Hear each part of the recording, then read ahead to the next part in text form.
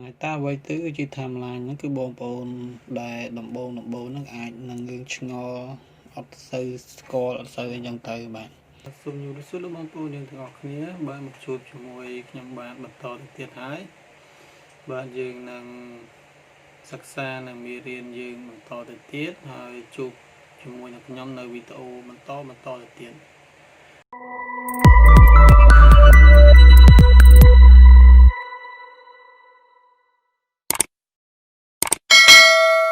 chẳng bây giờ mà bông bồn miền bông non trong trẻ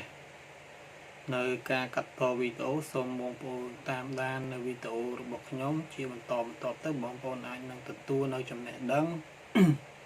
ông pi được bi cắt to video năng bạn thì xa nhóm mình men chỉ nẹ chết đăng chỉ nẹ chùm nia như thế có bàn tay nó chỉ ca chạy đồng lê nơi chùm nẹ đăng được bọc nhóm xong rạp bông bồn đại trong trẻ nơi cam thi cắt to video nắng trong giờ bông bồn trong chết bông bồn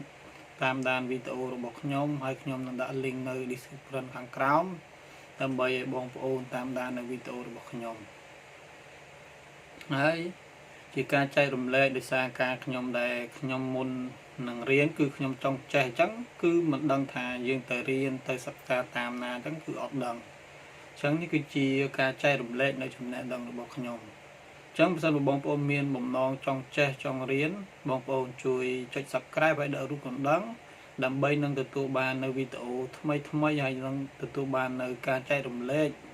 nơi bọt bị sao ca sắc xa bọc nhóm nắng cứ chạy rùm lệ đó bông bồn có cái này bạn bà tăng là lấy cũng ơi khá phê dụ dương châu từ sắc xa nâng mê riêng được bỏ dương mình to tiết tèm đó bà bông bồn lời những bàn châu mà đâu không công tờ ấy chẳng dương sắc xa nằm về đến dương bật to thế và trong ngàyนี้trong videoนี้คือខ្ញុំចែករំលែកនៅចំណេះដឹងហ្នឹងគឺយើងសិក្សាអំពី timeline បងប្អូនបាទសិក្សាអំពី timeline នេះបាទហ្នឹងហើយតើអ្វីទៅជា timeline ហ្នឹងគឺបងប្អូនដែលដំបូងហ្នឹងអាចនឹងយើងឆ្ងល់អត់សូវស្គាល់អត់សូវអីចឹងទៅបាទតែឥឡូវយើងចូលទៅបើកក្នុងកម្មវិធីតែម្ដងខ្ញុំនឹងប្រាប់បងប្អូនតែឥឡូវយើងចូលម្ដងនៅក្នុងកម្មវិធីរបស់យើងហើយបាទនៅក្នុងត្រង់ចំណុចនេះគឺគេហៅ timeline បងប្អូននេះត្រង់ចំណុចទាំងអស់ហ្នឹងគេហៅថា timeline ហើយ timeline មាន panel ហ្នឹងទៅបើយើងចង់ close ចោលចុចតង់ click 3នេះគឺយើង close panel មកគឺបានថាបាត់នៅអាត្រង់ចំណុច track timeline របស់យើងនេះហើយក្នុង timeline ហ្នឹងមាន track មានអីយ៉ាងច្រើនទៅបងប្អូនហ្នឹងហើយក្នុងនេះមាន track មានអីផ្សេងច្រើនទៅបាទនៅខ្ញុំទាញវីដេអូមួយមកប្រាប់បងប្អូនតិចបញ្យល់បន្តិចបាទឧទាហរណ៍ថាបងប្អូនយកវីដេអូឬក៏រូបភាពមកចឹងទៅបងប្អូនចង់បង្កើត track បន្ថែមទៀតបងប្អូនដូចថា track តិចពេកចឹងណាបងប្អូននៅខ្ញុំលុបចោលតិចសិនឲ្យ track វាច្រើន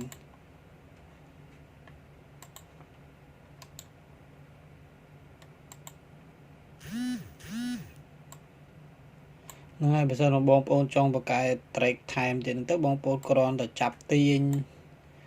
នៅរូបភាពឬក៏វីដេអូរបស់យើងនឹងឡើងទៅលើចឹងមក track របស់យើងនឹងឡើងបងប្អូនឃើញអត់មិញមានតែ5ទេ4ទេឥឡូវខ្ញុំអូសឡើងមកទៀតគឺបាន6ហើយត្រង់ចំណុចនេះគឺយើងអូស track បាទនេះបងប្អូននេះត្រង់ចំណុចខាងនេះគឺយើងអូសចុះអូសឡើងចឹងណាយើងអូសទៅលើចឹងទៅវាឃើញខាងលើវាកប់ខាងក្រោមយើងអូសមកក្រោមយើងឃើញខាងក្រោមកប់ខាងលើចឹងទៅត្រង់ចំណុចនេះក៏ដូចគ្នាដែរបងប្អូនឃើញអូស track ហ្នឹងទៅលើទៅក្រោមដូចគ្នាហើយត្រង់ចំណុចរង្វង់សនេះគឺយើងបរិចឬបរួម track របស់យើងទូចឬធំចឹងទៅបងប្អូនឃើញអត់វារួមរៀងទូចចឹងមកហ្នឹងអាស្រ័យដល់បងប្អូនអូសសេរីតាមនឹងងាយស្រួលយល់ហ្នឹងទៅក្នុងការ add track ហ្នឹង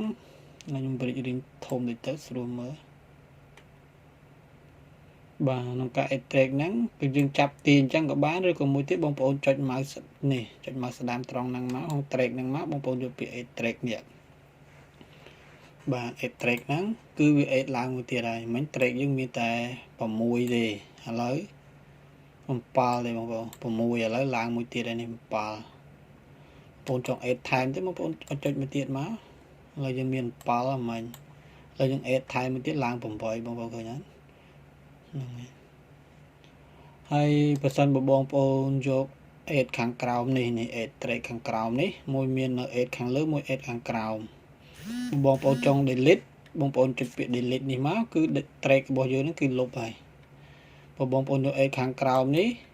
បើន័យថាយើងកំណត់ចំនួន track ហ្នឹងតែម្ដងយើងអត់ពិបាកទៅបង្កើតចុចម្ដងមួយអញ្ចឹងបងប្អូនដាក់3អញ្ចឹងមកខាងក្រោមសំឡេងនេះបងប្អូនដាក់3ដែរអញ្ចឹងមករួចបងប្អូនចុច OK ទៅបាទជាមួយខ្ញុំទៅមិញ8បងប្អូនខ្ញុំបន្ថែម3ទៀតឡើង11បងប្អូនឡើង11 track ហ្នឹងយើងគឺយើងអត់ពិបាកទៅកំណត់ម្ដងមួយច្រើនហើយសំឡេងរបស់យើងក៏ច្រើនដែរសំឡេងរបស់ខ្ញុំមិញមានតែ5ទេឥឡូវឡើងមានតែ4ទេឥឡូវឡើង7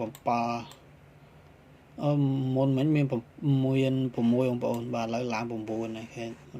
3ទៀតហ្នឹងនេះក្នុងការចំណត់ track បើសិនបងប្អូនចង់លុបវិញដូចខ្ញុំប្រាប់បងប្អូនអញ្ចឹងយើងចុចមក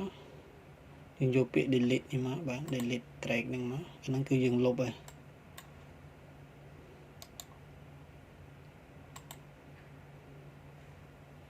ថា track របស់យើងវាច្រើនពេកអញ្ចឹងបងប្អូនចង់លុបចោលទៅបងប្អូនពាក្យគឺលុបហើយបងប្អូននៅសល់តែ6ឯងរបស់ខ្ញុំគេខ្ញុំលុបចោលបន្ថែមទៀតមកអត់ទុកច្រើនទេខ្ញុំទុកតែ4ដល់បាន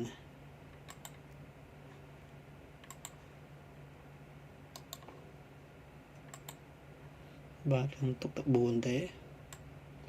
ខាងលើនេះក៏ដូចគ្នាបងប្អូនចង់លុបអញ្ចឹងបងប្អូនចុចដូចខ្ញុំប្រាប់បងប្អូនហ្នឹងមក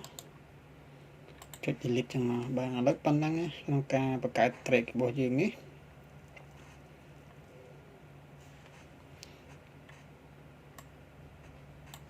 ហើយត្រង់ចំណុចនេះបាទត្រង់ចំណុចនេះបើយើងចាប់អូសមកចេះបាទន័យថាវីដេអូយើងអូសមកនាទីច្រើនហ្នឹងទៅ5-6នាទីបើយើងអូសមកណាគឺវាមកចង់វីដេអូរបស់យើងហើយបងប្អូនចាប់ចំណុចត្រង់ចំណុចមូសនេះអូសមកចេះបើនៅថាយើងរៀងរួមនៅវីដេអូរបស់យើងរួមហ្នឹងមិនមែនមានន័យថាវីដេអូរបស់យើងហ្នឹងគឺបានកាត់ខ្លីគឺអត់ទេគ្រាន់តែយើងរួមយើងស្រួលមើលកិច្ចការរបស់យើងត្រឹមចំណុចណាអញ្ចឹងទេបាទតែវីដេអូយើងចំណុចណាយើងចង់យើងស្រួលមើលអញ្ចឹងទេបងប្អូនបាទយើងស្រួលមើលអញ្ចឹងទេយើងអូសមកនេះមកវែងមកកាន់តែខ្លីវីដេអូរបស់យើងខ្លីហ្នឹងមិនមែនតែវីដេអូរបស់យើងកាត់ដូចខ្ញុំប្រាប់អញ្ចឹងគឺអត់ទេវានៅតែនាទីរបស់យើងនៅដដែលក៏ប៉ុន្តែយើងអូសឲ្យខ្លីយ៉ាងមកយើងស្រួលមើលហើយបងប្អូនអូសមកខ្លីអានេះខ្លីអញ្ចឹងអានេះវាវែងអញ្ចឹងគឺដើម្បីយើងងាយស្រួលក្នុងការកាត់វាចង់កាត់ត្រង់ចំណុចណាចោលអញ្ចឹងបងប្អូនបាទនឹងអញ្ចឹងមកហើយក្នុងការនេះក្នុងបន្ទាត់របស់យើងនេះគឺយើងចាប់អូសមកត្រង់ណាគឺវាលោតចាប់ពីត្រឹមមកទៅហើយត្រង់ចំណុចលេខនេះគឺបងប្អូនអាចកំណត់បានឥឡូវបងប្អូនចង់កំណត់ឲ្យបន្ទាត់នេះលោតមកនៅត្រឹមវិនាទីទី5អញ្ចឹងបងប្អូនទៅសេលេខមកបាទបងប្អូនទៅសេ05មករួច enter មកឃើញបងប្អូនឃើញវាលោតមកត្រង់ចំណុចវិនាទីទី5នេះឃើញបងប្អូននៅក្នុងការសិក្សានេះយើងសិក្សាលម្អិតហើយសង្ខេបខ្លះទៅគាត់ណាប្រាប់ចំណុចខ្លះប្រាប់ដល់បងប្អូនហើយបន្ទាត់ហ្នឹងគឺជាបន្ទាត់សម្រាប់ចុច play វីដេអូរបស់យើងបងប្អូនឃើញវា play ប្រហែលវិនាទីហ្នឹងគឺវារត់ទៅហើយ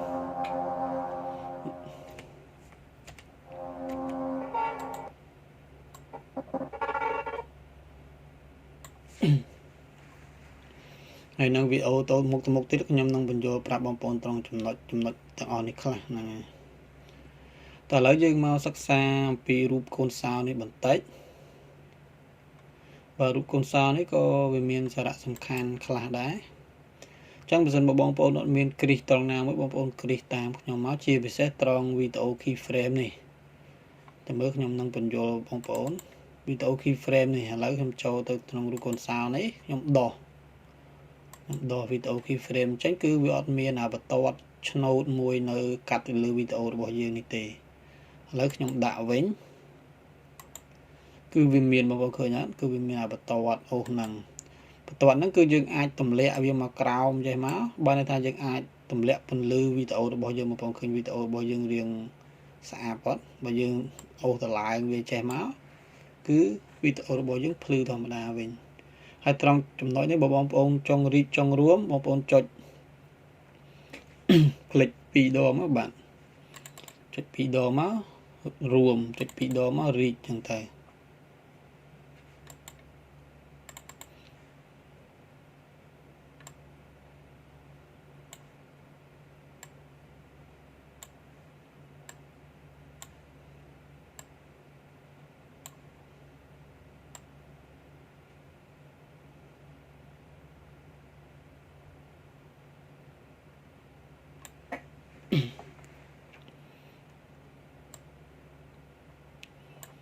បាទត្រង់ចំណុចនេះបាទឥឡូវខ្ញុំកាត់វីដេអូនេះសិនខ្ញុំគ្រាន់តែកាត់កង់ពន្យល់បងប្អូនបន្តិចទេបាទត្រង់ចំណុចនេះបងប្អូនដោះបាទន័យថានៅក្នុង track ហ្នឹងគឺបងប្អូនដោះវីដេអូហើយនឹងសំឡេងហ្នឹងគឺចាញ់ពីគ្នាក្នុង track ហ្នឹងទាំងអស់តែម្ដងបាទវាដោះទាំងអស់តែម្ដងបងប្អូនឃើញអត់យើងទាញចាប់ទាញទៅទាញតែវីដេអូទេហើយយើងដោះបានទាំងអស់បាទដោះទាំងអស់ហើយបើសិនមកបងប្អូនតែភាគច្រើនគេអត់ប្រើអញ្ចឹងទេបើឧទាហរណ៍បងប្អូនចង់ដោះតែក្នុងคลิปនេះទេឥឡូវខ្ញុំដាក់វាវិញសិនបងប្អូនចង់ដោះតែคลิปកណ្ដាលនេះទេអញ្ចឹងបងប្អូនចុច mouse ស្ដាមមករួចបងប្អូនយកពាក្យ unlink នេះអាហ្នឹងយើងដោះពីសំឡេងត្រង់คลิปណាមួយបងប្អូនដោះចឹងមកមុនដោះបងប្អូនចុច select លើคลิปហ្នឹងសិនមករួចដោះបងឃើញដោះបានតែកណ្ដាលហ្នឹងទេបាទនេះអត់ទេយើងចាប់ទាញទៅណាសំឡេងវាទៅតាមធម្មតាវិញបាទហ្នឹងគឺគេប្រើភាគច្រើនគេប្រើនៅក្នុងត្រង់ចំណុចហ្នឹងហើយបងប្អូនចង់លុបបងប្អូនចុច select លើវាមកបងប្អូនចុចលើ keyboard យើង delete ហ្នឹងក៏បានឬក៏បងប្អូនចុច mouse ស្ដាមបងប្អូនយកពាក្យ clear ខាងលើនេះបាទនេះ clear នេះមកចុចមកគឺលុបបាត់ហើយត្រង់ចំណុចដាច់ឆក់នេះដាច់ឆក់នេះហើយខ្ញុំដោះប្រាប់បងប្អូនឧទាហរណ៍ថាខ្ញុំទាញคลิปមកពីណាពីណីពើដាក់ឲ្យវិញដែលពើអត់ដាច់ឆក់ហ្នឹងវាអាចនឹងហួសឬក៏ខ្លីយ៉ាងទៅបានវាអាចនឹងហួសយ៉ាងទៅបើយើងដាក់ដាច់ឆក់វិញដល់ពេលខ្ញុំចាប់ទាញមកដល់ត្រង់ហ្នឹងវាដូចមានអារម្មណ៍បើដូចឆក់ចូលតែម្ដងបាទបងប្អូនហើយត្រង់ចំណុចភ្នែកនេះគឺយើងបិទទៅយើងចុចបិទភ្នែកបើន័យថាយើងបិទរូបនៅក្នុងវីដេអូរបស់យើងអត់មានឃើញទេបាទរូបកូនសោគឺយើងចាក់សោនៅក្នុង track ហ្នឹងតែម្ដងក្នុង track របស់យើងហ្នឹងគឺយើងមិនអាចធ្វើឲ្យបានទេកាត់អីក៏អត់បានដែរចាប់ទាញទៅណាក៏អត់បានដែរគឺជាប់សោហើយ